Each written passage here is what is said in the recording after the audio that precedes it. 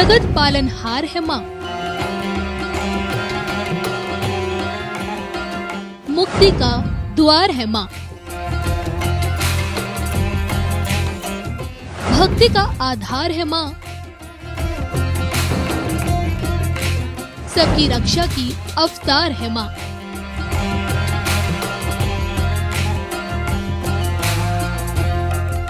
राशि अनुसार अगर शक्ति की भक्ति से पाना है वरदान तो देखिए सिर्फ धर्म ज्ञान।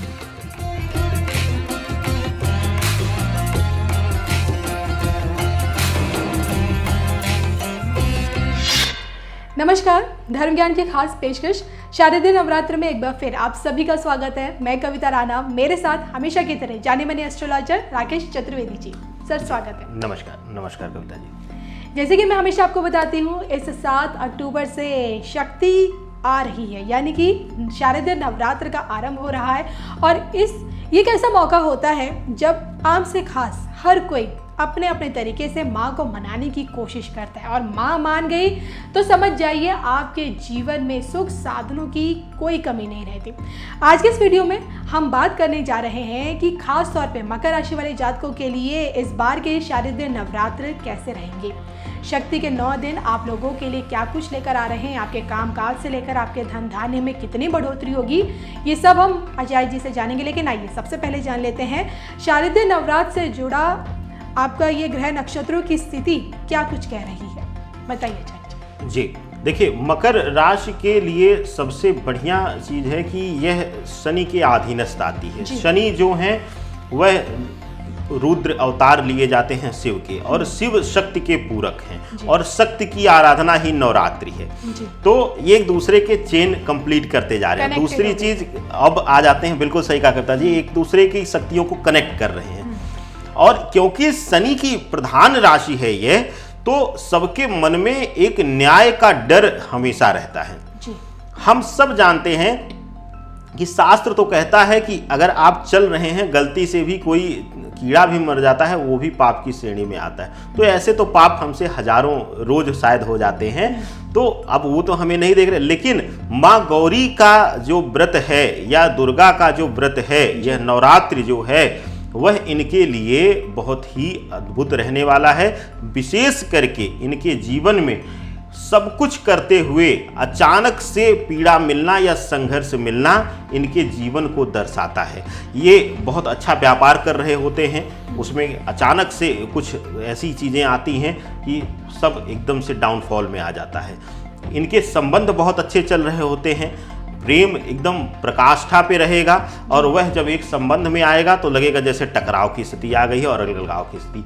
सबसे बड़ी चीज इनके राशि में या इनके लग्न में पूर्णता नहीं आ पा रही है। वह इसलिए आती है कि क्योंकि शनिदेव की जो दृष्टि है इन पर पूर्ण रूप से बनी रहती है। एक शब्द हम बताते हैं, यहाँ पर लोग कहेंगे कि नहीं शनिदेव की ही यह अधीनस्थ राशि है, तो क्यों?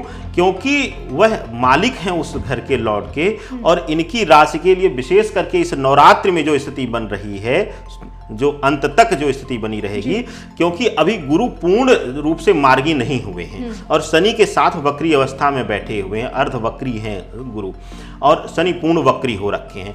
तो इसलिए यहाँ पर इनके लिए जो है सबसे बड़ा समस्या है कि निर्णय लेने की क्षमता, निर्णय लेने की क्षमता में वृद्धि करने की, और सही निर्णय ले इसकी कृपा पाने की, यह नवरात्र इनको देगा। और इस नवरात्र इनको यही लेना भी है माँ दुर्गा से, माँ शक्ति से, यही इनको कामना भी करनी है कविता जी।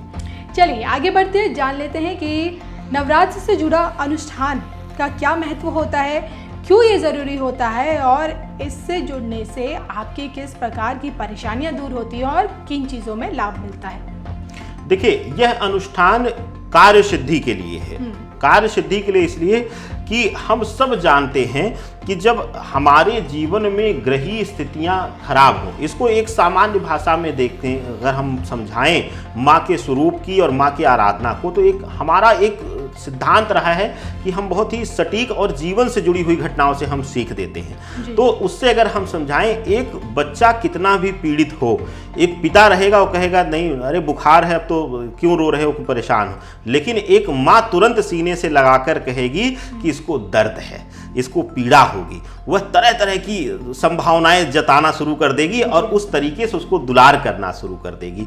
तो यह नवरात्रि और यह विशेष अनुष्ठान भी उसी कार्य से संबंधित है। हमें बोल दिया किसी ने कि आप व्यापारिक जीवन है, किसी ज्योतिषी ने बोल दिया आपने व्यापार शुरू कर दिया, उस व्यापार के आप बहुत काबिल हैं, सब कुछ पता है आपको, लेकिन फिर भी लगातार घाटा मिल रहा है। नौकरी के लिए आप अपने बच्चों को, आप अपने नीचे रहने वाले लोगों को कोचिंग दे रहे हैं, आप पढ़ा रहे हैं, लेकिन आप खुद नहीं क्वालिफाई कर पा रहे हैं। इसी तरीके से संबंधों में दूसरे के लिए तो आप लवगुरु बने बैठे हैं और आपका अपना ही जो संबंध है पत्नी का और प्रेम संबंध है वह बिखराव की स्थिति में है, कोर्ट कचहरी में डूबा हुआ है। तो अगर इन सब चीज़ों से आप परेशान हैं, आपको नहीं समझ आ रहा है कि क्या किया जाए, क्योंकि इसमें लोग गुमराह भी करते हैं, तो आप आंख बंद करके इस अनुष्ठान में हिस्सा लीजिए और मानसिक रूप से छोड़कर हर तरीके से आपको लाभ मिलेगा। मानसिक मजबूती मिलेगी, आर्थिक मजबूती मिलेगी, संबंधों में या जिस कार्य सिद्धि के लिए यह किया जाएगा, क्योंकि माँ का कार्य ही है उस बच्चे की इच्छा को पूर्ति करना। माँ कहती है कि जो भी मेरे वश में है, और भाई वो तो आदिशक्ति हैं, वही इस सृष्टि की सृजन की कारक हैं, तो माँ दुर्गा से बढ़कर और कोई उनसी शक्ति होगी कविता जी कि उनसे अगर हम सच्चे हृदय से मांगेंगे तो हमें मिलेगा जरूर कविता जी। बिल्कुल, क्योंकि वो शिव की शक्ति कहलाई जाती है। और अगर आप भी अनुष्ठान से जुड़ना चाहते हैं, इसमें शामिल होना चाहते हैं, अपनी कुंडली दिखाना चाहते हैं, घर के वास्तु से जुड़ा कोई भी जानकारी चाहते हैं, स्क्रीन पे दिख रहे इस नंबर के जरिए आप आचार्य जी से सीधा संपर्क कर सकते हैं। अब आगे बढ़ते हैं, जानते हैं कि शक्ति, जी हाँ, महाशक्ति के 9 रूपों में से कौन सा रूप आप लोगों के जीवन में हमेशा फलदायी साबित होता है? कविता जी, शुरुआत में ही हमने कहा था और सबको ये पता है कि यह शनि आधारित राशि और लग्न है, तो सबसे बड़ी चीज इनके अंदर शुभता आएगी कि क्योंकि शनि किसी के बस में नहीं हो पाते, और बस में किसके होते हैं, हम कहते हैं हनुमान प्रार्थना, ठीक है। और हनुमान क्या है, वह स्वयं शिव के रुद्रीय अवतार है, 11 अवतार है उनका, 11वां रुद्रीय अवतार हनुमान है और 9वां अवतार जो है वह शनि माने जाते हैं। तो इनके लिए सबसे बड़ा जो शुभता मिलेगा माँ महागौरी की आराधना, उनके स्वरूप में, क्योंकि हमने पहले भी कहा है अन्य वीडियो में भी कि माँ गौरी के साथ शिव कृपा अपने आप मिल जाती है। तो अगर आप माँ गौरी की प्रार्थना करेंगे, माँ गौरी के लिए प्रार्थना करेंगे, तो आपके जीवन में जो भी लक्ष्य आप रखेंगे या जो भी पीड़ा है उनको समाप्त करके वह दोनों स्नेह आपको मिलेगा। कहते हैं जब माँ और पिता दोनों उस बच्चे से स्नेह करने लगे, दुलार करने लगे, तो उसको माँ के स्नेह के अलावा जीवन की भौतिक सुख सुविधाएं भी कविता जी मिल जाती हैं, क्योंकि माँ स्नेह दे देगी, जीवन में पूर्णता दे देगी, दर्द को हर लेगी, और शिव एक पिता के रूप में माँ शक्ति के साथ आकर, महागौरी के साथ आकर आपके जीवन में भौतिक सुख सुविधाओं को परिपूर्ण आपको कर देंगे। बिल्कुल, और शक्ति का यही रूप यानी कि महागौरी, और आने वाले ये 9 दिन के शारदीय नवरात्र आपके धन धान्य, आपके कामकाज, आपके जीवन में क्या बड़ा परिवर्तन लेकर आ रहे हैं, किन चीज़ों में वृद्धि होगी, ये भी जान लेते हैं।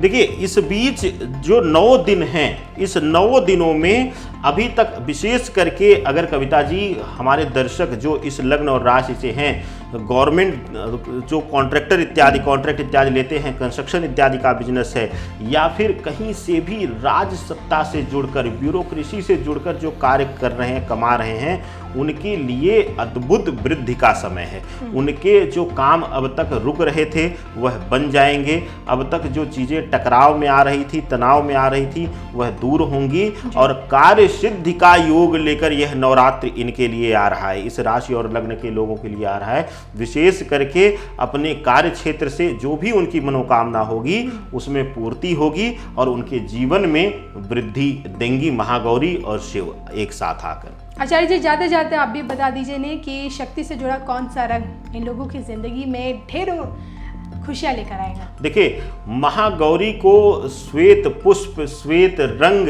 अद्भुत प्रिय हैं और उससे ज़्यादा प्रिय उनके लिए कुछ नहीं है।